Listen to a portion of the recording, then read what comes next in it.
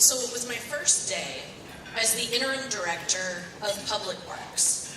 I wasn't just the interim director, I was the second interim director. I had zero background in Public Works, and I was now responsible for 324 employees covering water, wastewater, solid waste, and streets functions. Most of them had worked for the town longer than I had been alive. The first day on the job was their quarterly meeting, and where all 42 of their supervisors and managers gathered. I walked in, I set my stuff down, and the people for 3 chairs on either side picked theirs up and moved it. I was terrified. I knew I had to nail it. And let me tell you about another time of great fear in my life. I was in a dark space. There were 3 small fires burning that I could see.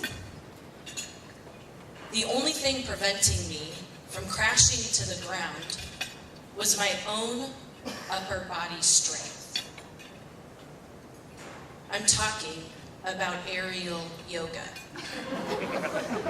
Now, if you don't know what aerial yoga is, think Cirque du Soleil, but for really, really uncoordinated people, which I definitely fall into that category. So there's little things that hang from the ceiling, and in my mind, I was going to gracefully dangle from them and twirl around. That's not at all what happened. So when I think about those 2 situations, there's 3 things they have in common. Flexibility, which is absolutely not one of my inherent characteristics in any sense of the word. Fear, and courage. Now, I deliver a series of workshops and webinars called Be Intentional, 9 Strategies for Relentlessly Pursuing Personal and Professional Success. And one of the 9 strategies is called Knowing that the Fear is Greater Than the Fallout. And this came from a conference I was at, a woman I was sitting with at the table. We were talking about what we had up and coming in the year, what we were interested in accomplishing, and she said, you know, there's something that I really wanted to do. I really wanted to publish a book. And I was like, publish a book? That's great. Where are you at with it? Have you already started writing? Do you know what topic you want to write on? And she goes, oh yeah, no, I wrote it. And I was like, great, so like publish the book. And she goes, no. And I said, well, how long ago did you write it? She goes, 8 months. So I don't know about you, but I'm not sitting around on piles of manuscripts of finished books in my house just waiting to be published. So I looked at her and I said, Jennifer, the fear is greater than the fallout. You've got to go for this. And so 3 months later, she emailed me, and it was a link to her Amazon published book where I could actually order a copy of it. And she said that phrase, fear is greater than the fallout, was something that became a touch point for her to move forward. So what happens with fear is it creates these barriers, right? And a lot of times we think the opposite of fear is courage. I don't think that's true. I think the opposite of fear is actually peace. And I think breaking through that barriers and working to get to a place of peace is actually how you conquer and lead through your fear. It's also an indicator when you are not at peace that fear may be present. So it's a good thing to create that awareness for you. So the way through those barriers is through something else. It's another one of my 9 strategies called have courageous conversations. Okay, so having the courageous conversation means you need to be able to have them with yourself and with other people. And with other people, it might look something as simple as saying, Jim, you know, we really need to have a courageous conversation. Can we talk about this? Right, so even just setting that expectation, that framework is often enough to move you through a barrier to be able to have that conversation that you need to have. It also means you need to be able to articulate what the issue is, and you need to be able to tell your story.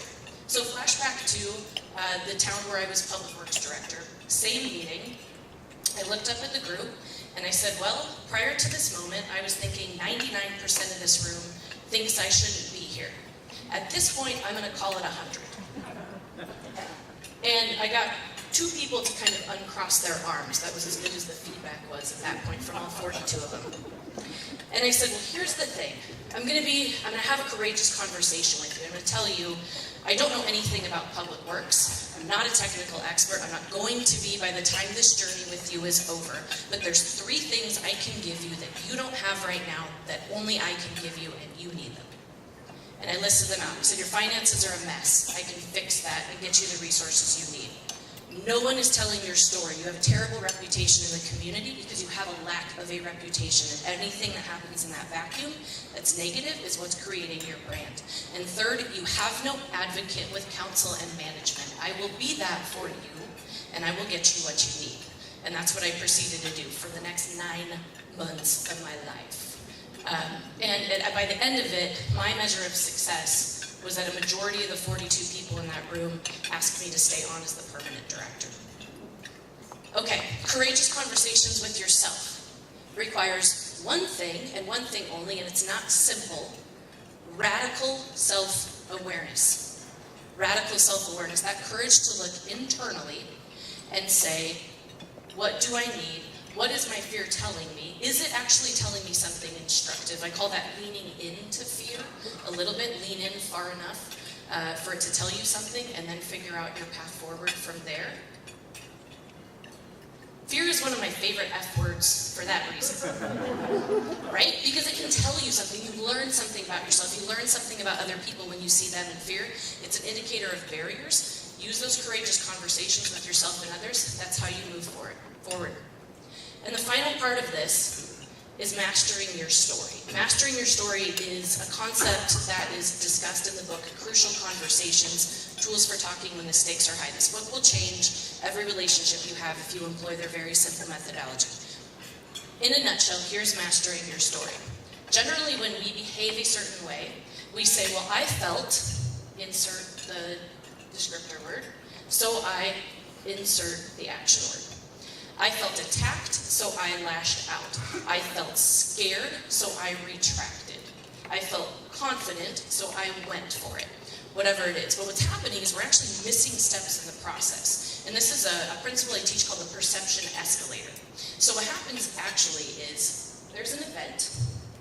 We perceive that event. So there's the truth, and then there's our perception of the truth. We feel a certain way about it. We tell ourselves a story. And it might be instantaneous. I call these micro stories. It might be very, very quick, but we tell ourselves a story.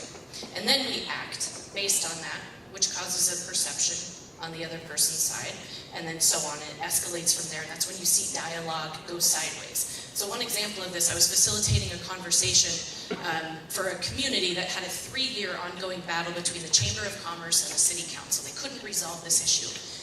To the point where they had candidates campaigning on eliminating the chamber contract completely and defunding the Chamber of Commerce from the city's contributions. So I come in to facilitate. I teach this principle. We're going through the conversation, and partway through the day, one of the chamber board members says, well, council member so-and-so, you campaigned on a platform to eliminate the city funding for the chamber. That caused problems with the lodging council. And the chamber member, or the council member, throws her pen down, puts her hands in the air, and says, well, if John would stop chiding me, we could continue the conversation. So every once in a while as a facilitator, there's this fun moment where you get to tell adults to stop doing something, and they usually listen to you. It's totally the opposite of having children at home. And so I said, we're actually going to stop the entire conversation. I said, council member, I'm going to challenge you on the story you're telling. And she goes, well, what do you mean? I said, did you campaign on that platform? I said, well, yeah. I said, okay. Has that caused problems with the lodging council? Yes. The story you told yourself was that John was attacking you. Nobody else heard it that way. And to her credit, she took it. It took her a minute, but she said, you know what, you're right. That was the story I was telling myself. And we actually were able to continue the conversation. And in a 4-hour session, resolved a 3-year issue for the community. So the last part of this, as you think of fear, as you lead through fear, as you experience, or as you notice those around you in it, think of those 3 things. Think of moving towards a place of peace, or when you see someone not in a place of peace as an indicator possibly of fear. 2, have those courageous conversations. That's what's going to unlock the barriers to achieving what you're actually trying to accomplish. And 3, master your own story and lead through fear.